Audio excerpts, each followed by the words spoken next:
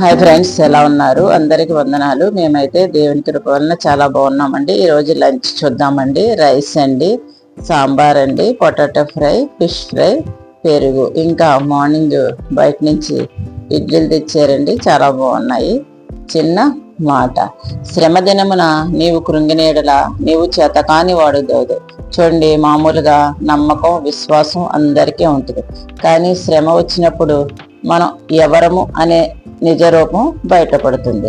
కష్టం వచ్చినప్పుడు మన విశ్వాసం, మన స్థిరత, మన బలం పరీక్షించబడుతుంది. అప్పుడు మనం కూలిపోతే మన బలం బాహ్యంగా గట్టిగా కనిపించినా అది లోపల బలహీనమే.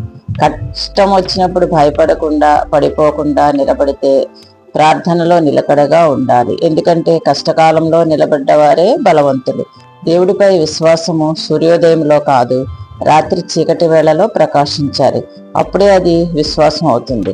కష్టకాలంలో కూలిపోకుండా నిలబడి ప్రార్థించాలి, ఓపిక పట్టాలి. ఎందుకంటే కష్టకాలంలో నిలబడిన వాడే బలవంతుడు. కష్టమే మన స్థాయిని కొలిచే అద్దము. ఆనందంలో ఎవరైనా నిలబడగలరు, అది బలం కాదు. పరీక్షలో కూడా నిలబడితేనే అదే నిజమైన శక్తి. కష్టం వచ్చినప్పుడు దేవుని యందు నిలబడితే దేవుడు కష్టానికంటే పై స్థాయికి మనల్ని తీసుకువెళ్తాడు.